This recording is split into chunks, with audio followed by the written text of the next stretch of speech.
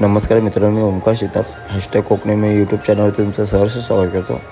तर मित्रांनो, तुम्ही बघू शकता की चिंचवाडीचा नाच आज आपल्याकडे आला आहे। तर आता 1.5 दिवसाच्या विसर्जनाच्या आदल्या दिवशी म्हणजे गणपतीच्या पहिल्याच दिवशी नाच आला आहे आपल्याकडे। तर आणि असेच नाच आपल्याकडे येत राहतात। तर मित्रांनो, बोलवावं तर लागत नाही कोकणात, स्वतःच मुलं येतात नाचायला। पण काय ह्या मुलांचं काय असं होतं की ओमकार तुझ्याकडे ह्या टायमिंगला लवकर नाचायचं, कारण की काही मुलं मुंबईला जाणार आहेत, तर नाचायला नंतर भेटणार नाही। नाहीतर आमच्याकडे सत्यनारायणची पूजा असते तेव्हा यांचा नाच येतो, पण काही कारणामुळे थोडं मुंबईला वगैरे पोरं जाणार आहेत, त्यामुळे लवकर नाच आलं आहे। तर नाच बघा आणि ह्यांची नाचाची पद्धत बघा आणि एन्जॉय करा नाच मित्रांनो।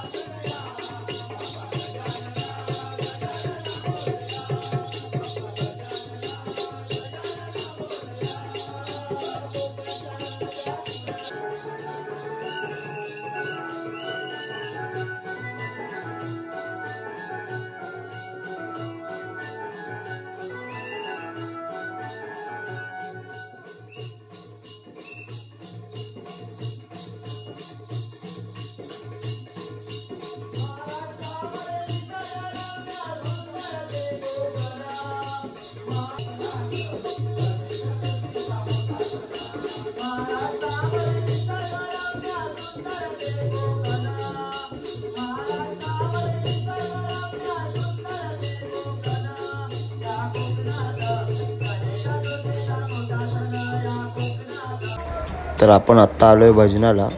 माझा मित्र अतुल आगरे म्हणजे भाऊच लागतो चुलत, तर त्याच्याकडे आज भजन आहे, तर आपण भजनाला आलो आहे। तर मित्रांनो, कोकणात खरी मजा म्हणजे हीच असते की भजन नाच, आणि ह्यातून जरी जागरण जरी झालं तरी थकवा शिनवा अजिबात जाणवत नाही आणि जागरण करायला देखील मजा येते। तर मित्रांनो, व्हिडिओ बघा, मजा येईल आणि भजनाचा देखील आनंद घ्या।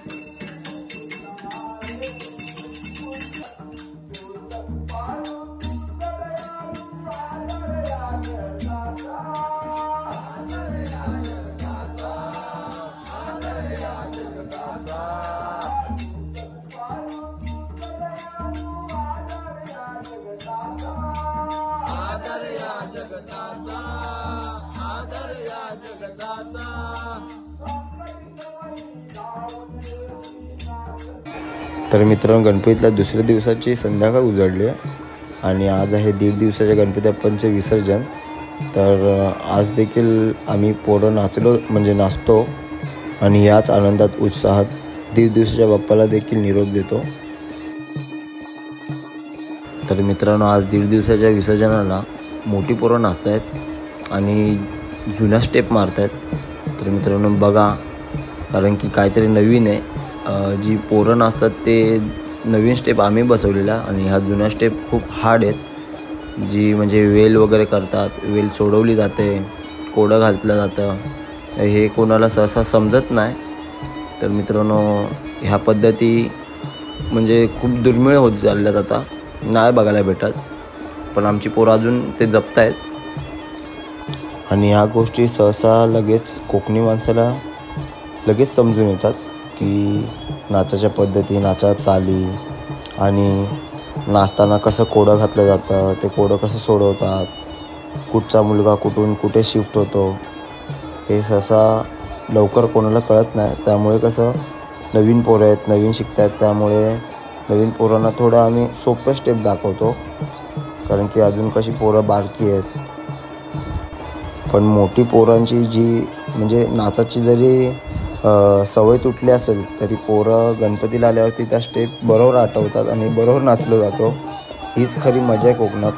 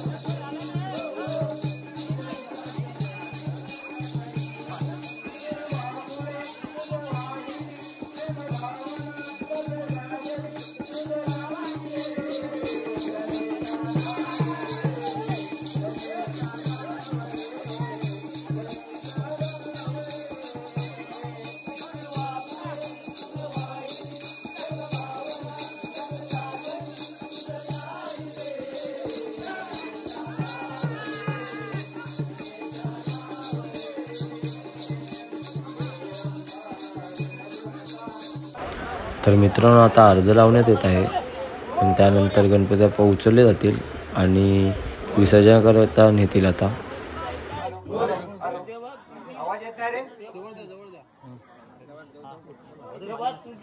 आठवण म्हणून आम्ही सुखाई देवीला नारळ द्यायला देत आहोत. 2-3 मान्यता करून घ्या. काय आड अडचण असेल तेवढी दूर करा. कोणाला चांगला शिक्षण घ्या आणि ह्या वर्षापासून पुढल्या वर्षात कमी नका.